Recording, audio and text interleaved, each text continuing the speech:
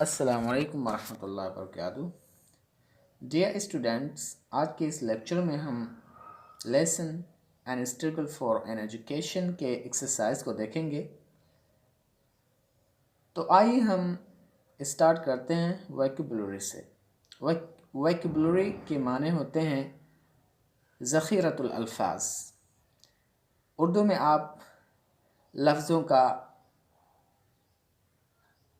ख़जाना भी बोल सकते हैं। हिंदी में आप शब्दों का भंडार भी बोल सकते हैं। तो आइए फर्स्ट ए देखते हैं। A, give the synonyms of the following words.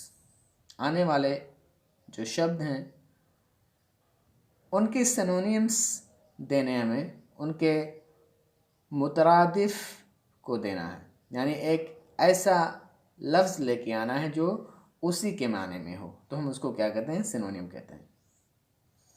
तो हमारा जो फर्स्ट वर्ड है ऑन फायर। ऑन फायर के माने वैसे होता है आग पे होना, लेकिन यहाँ पर आग पे होने का माना क्या है? एक्साइटेड। ओके, ऑन फायर के माने क्या होगा? यानी उत्तेजित होना, मुस्तरिब होना। तो आप कह सकते हो इसका जो सिनोनियम है एक्साइटेड है। ओके, अब आइए दूसरे नंबर को देखते हैं, कंसेंटेड। कंसेंटेड के माने होते हैं मंजूरी देना। ओके, तो हमें एक ऐसा वर्ड लेके आना है जो इसी के माने में हो। तो इसका जो वर्ड है एडमिटेड। एडमिटेड के माने मंजूरी देना या कबूल करना। ओके, तो यहाँ पर जो कंसेंटेड का जो सिनोनियम है वो क्या है? एडमिटेड। अब आइए तीसरे नंबर को देखते हैं, वो है प्लीज्ड। तो इस वर्ड का जो माना होता है वो होता है खुश होना। इसका जो सिनोनियम है, इसका जो मुतरादिफ है वो है happy. Happy, dilated, cheerful. Okay, आप कोई भी लिख सकते हो। और जो चौथा वर्ड है इसमें इकोनोमाइज। इकोनोमाइज के माने होते हैं टू सेव मनी। ओके, तो इकोनोमाइज वर्ड का जो सिनोनियम है वो है save money, spend less. Okay, तो आप इकोनोमाइज के सिनोनियम के तौर पे आप लिख सकते हो टू सेव मनी, यानी पैसे को बचाना। अब आइए हम पांचवें वर्ड की तरफ चलते हैं, लिंगर। लिंगर एक फेल है। इसके माने होते हैं देर तक ठहरना। ओके, क्या माना होता है इसका? देर तक ठहरना। तो इसके सिनोनिम के तौर पे आप जो वर्ड पेश करेंगे वो आप कहेंगे टू कंटिन्यू स्टे। और continue to stay, continue to stay, ये इसका सिनोनिम है। इसका माना होता है देर तक ठहरना। अब आइए हम अगला वर्ड को देखते हैं, डिस्कम्फोर्ट। डिस्कम्फोर्ट के माने होता है गैर आराम, यानी मतलब बेराहत, बेचैनी आप कह सकते हो। इसका जो सिनोनियम है वो है एंजाइटी। एंजाइटी आप कह सकते हो, या आप कह सकते हो अनईजीनेस। ओके, तो डिस्कम्फोर्ट की जो सिनोनियम है वो है अनईजीनेस, यानी बेआरामगी। एडजॉइनिंग। एडजॉइनिंग के माने होते हैं अगला। ओके, और इसका जो सिनोनियम है वो है नेक्स्ट। नेक्स्ट। ओके, आप इसको याद कर लेना। और अगला वर्ड है गेस। गेस के माने होते हैं अंदाज़ा लगाना। ओके, और इसके सिनोनियम के तौर पे आप लिख सकते हो एस्टीमेट। एस्टीमेट करना, अंदाज़ा लगाना। ओके, अब आइए हम देखते हैं स्ट्रगल। स्ट्रगल के माने क्या होते हैं? स्ट्रगल माने होते हैं संघर्ष। ओके, प्रयास। और इसका जो सिनोनियम है, उसके सिनोनियम के तौर पे आप लिख सकते हो एफर्ट या अ ग्रेट एफर्ट। ओके, आगे चलते हैं। मैनर्स। मैनर्स माने होते हैं आदत, अखलाक, अथवार। इसके सिनोनियम के तौर पे आप पेश कर सकते हो बिहेवियर्स। बिहेवियर्स। ओके, और आप एक दूसरा वर्ड भी इस्तेमाल कर सकते हो कैरेक्टर्स। ओके, तो ये रहे हमारे इन सारे अल्फाजों के सिनोनियम। अब आइए हम बी पर चलते हैं और देखते हैं यहाँ पर क्या पूछा जा रहा है। Give the antonyms of the following words. आने वाले जो लफ्ज़ हैं, इन वर्ड्स के आपको ज़िद देने हैं, यानी वो माना लेकर के आना है जो इसके अक्स हो। तो एंटोनिम्स हम क्या कहते हैं? ज़िद कहते हैं, और इसकी जो जमा है वो अज़दाद है। तो हमारा जो फर्स्ट वर्ड है वो है प्रिटेंशियस। प्रिटेंशियस के माने होते हैं शोवी। यानी शोवी माने यानी वो शख्स जो हर एक चीज़ को दिखाने के लिए करे, तो हम उसको क्या कहते हैं? शोवी कहते हैं। उसको हम यानी प्रिटेंशियस कहते हैं। तो इसका जो ज़िद होगा वो होगा हम्बल, सिंपल। ओके, हम्बल और सिंपल आप लिख सकते हो इसके एंटोनियम के तौर पे। चीप माने क्या होता है? चीप माने होता है मतलब सस्ता। अब इसका उल्टा माना लेके आना में, तो क्या होगा? एक्सपेंसिव या कॉस्टली। ओके, आप ये दोनों वर्ड लिख सकते हो, चाहे आप एक्सपेंसिव लिखो या कॉस्टली लिखो। डर्टी। डर्टी माने होता है मतलब गंदा। अब हमें इसका ज़िद लेके आना है, इसका एंटोनियम लेके आना है, तो हम क्या करेंगे? क्लीन। इसके माने होते हैं साफ। तो आप ये लिख सकते हो। डिस्करेज माने होते हैं हिम्मत तोड़ना। ओके, डिस्करेज मीन्स हिम्मत तोड़ना। अब हिम्मत देने का माना हमें लेकर के आना है, तो हम क्या कहेंगे? कॉरेज। कॉरेज। आप मतलब ये जो डिस है ये हटा दो और लिख दो कॉरेज, हिम्मत दिलाना। लार्ज के माने होते हैं महान, बड़ा। ओके, तो हमें इसका उल्टा लेके आना है, तो हम क्या कहेंगे? स्मॉल कह सकते हो आप, small. Okay, and remember means होता है याद करना। रिमेंबर मीन्स याद करना, और इसका जो उल्टा है वो भूल जाना। तो भूल जाने की इंग्लिश क्या है? फॉरगेट। Forget it. ओके, तो आप फॉरगेट लिख सकते हो। इम्प्रॉपर मीन्स क्या होता है? ख़ास होता है। ठीक है, प्रॉपर मीन्स क्या होता है? ख़ास होता है।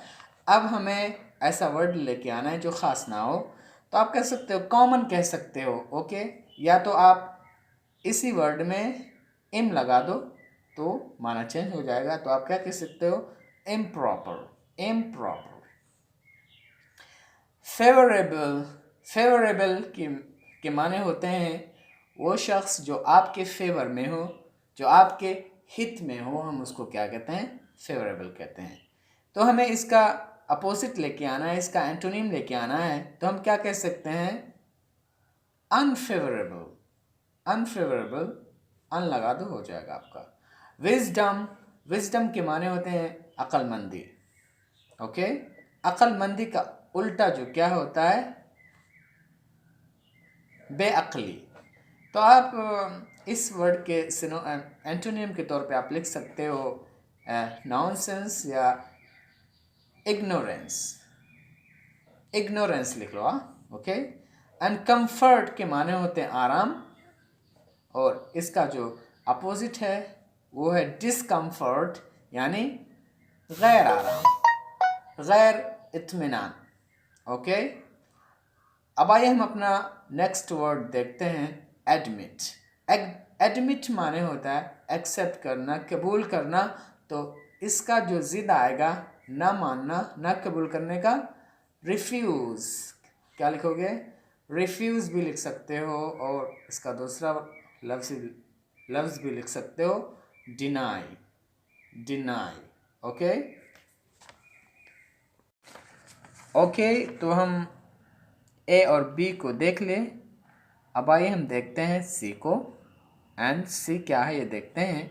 Use the following idioms and expressions in the sentences of your own, यानी आने वाले मुहावरों को और ताबीरात को अपने सेंटेंसेस के अंदर, अपने जुमलों के अंदर इस्तेमाल कीजिए, ओके। तो आइए हम इसको अपने सेंटेंस के अंदर इस्तेमाल करते हैं। तो हमारा जो फर्स्ट ईडियम है, मुहावरा है, वो है wild goose chase. Wild goose chase का माना होता है a foolish attempt for some impossible work, यानी किसी ऐसे चीज़ के लिए कोशिश करना जो पॉसिबल ना हो, इम्पॉसिबल हो। तो हम इस ईडियम को अपने सेंटेंस में कैसे इस्तेमाल करें, यानी दोबारा जवान होने की कोशिश करना एक मुहाल चीज़ है। तो आप क्या कहोगे? To try for being young again is a wild goose chase, okay. तो आप ऐसे अपने सेंटेंस में इसको इस्तेमाल कर सकते हैं। To try for being young again is a wild goose chase, okay. अब आइए हम अपने सेकेंड ईडियम को देखते हैं, या एक्सप्रेशंस को देखते हैं। A great deal. A great deal के माने होते हैं मच, ओके। मच मीन्स होता है ज़्यादा। तो इसको अपने सेंटेंस में आप कैसे इस्तेमाल करेंगे? हमारे पास काफ़ी सारा मनी है, रुपया है। तो आप कह सकते हो I have a great deal of money. I have a great deal of money, मेरे पास बहुत सारा पैसा है, ओके। तो ये रहा हमारा दूसरा। अब आइए तीसरे को देखते हैं। जो तीसरा, at any rate. At any rate के माने होते हैं एनी हाउ, यानी किसी तरह, ओके। तो आइए हम इसको अपने सेंटेंस के अंदर इस्तेमाल कर सकते हैं। मैं किसी भी तरह से अपनी पोस्ट ग्रेजुएशन पूरा करूँगा। तो आप क्या कहोगे? I will accomplish my post graduation at any rate, या आप कह सकते हो at any rate I will complete my post graduation this year, okay. कि मैं इस साल किसी भी तरह अपने पोस्ट ग्रेजुएशन को पूरा करूँगा, ओके। अब आइए आगे वाला देखते हैं। To give new life to, यानी नई जिंदगी देना, ओके। नई जिंदगी देना, to give new life to someone, okay. तो आइए हम इसको अपने सेंटेंस के अंदर इस्तेमाल करते हैं कि इस दवा ने मुझे एक नई जिंदगी दी। This medicine gave new life to me. This medicine gave new life to me, इस दवा ने मुझे एक नई ज़िंदगी दी, ओके। तो ये हो गया हमारा। अब आइए हम इन अ लार्ज मेजर को देखते हैं। इन अ लार्ज मेजर के माने होते हैं इन अ लार्ज क्वांटिटी, ओके। तो यानी काफ़ी सारे मिक़दार में, ओके। तो इस सेंटेंस को आप कैसे इस्तेमाल करोगे? इस एक्सप्रेशन को आप अपने सेंटेंस के अंदर इस्तेमाल कर सकते हैं कि I have pain in a large measure, मेरे पास काफ़ी सारे मिकदार में पेन हैं। ओके, तो आप ऐसे इस्तेमाल कर सकते हो। अब आइए हम डी को देखते हैं। डी क्या है? Use the following idioms to bring out their meanings clearly, यानी ये जो ईडियम्स हैं, ये जो मुहावरे हैं, over here, linger about, on fire, half hearted, with a view, ये सारे मुहावरे हैं और हमें इन मुहावरों को ऐसे इस्तेमाल करना है कि इनका माना वाज़ेह हो जाए। तो ओवर हियर मीन्स होता है चुपके से सुनना। ओके, तो ओवर हियर मीन्स होता है चुपके से सुनना। तो आइए हम इसको इस्तेमाल करते हैं अपने सेंटेंस के अंदर। उसने हमारे बात को चुपके से सुना। He overheard our conversation, our talks. Okay, ये हो गया।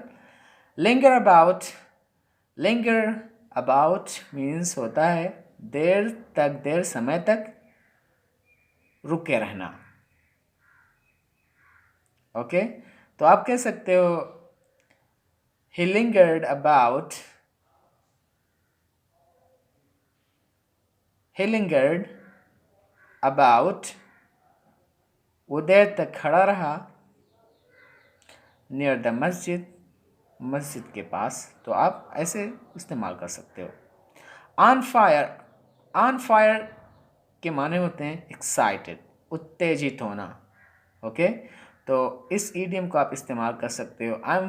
आई am on fire to get married, मैं शादी करने के लिए काफ़ी उत्तेजित हूँ। तो on fire, excited. Half hearted, half hearted माने आधे मन से, उसने इस काम को आधे मन से किया। तो आप कह सकते हो he did this work with half hearted, उसने इस काम को आधे दिल से किया। विथ अ व्यू, एक नज़रिए के साथ।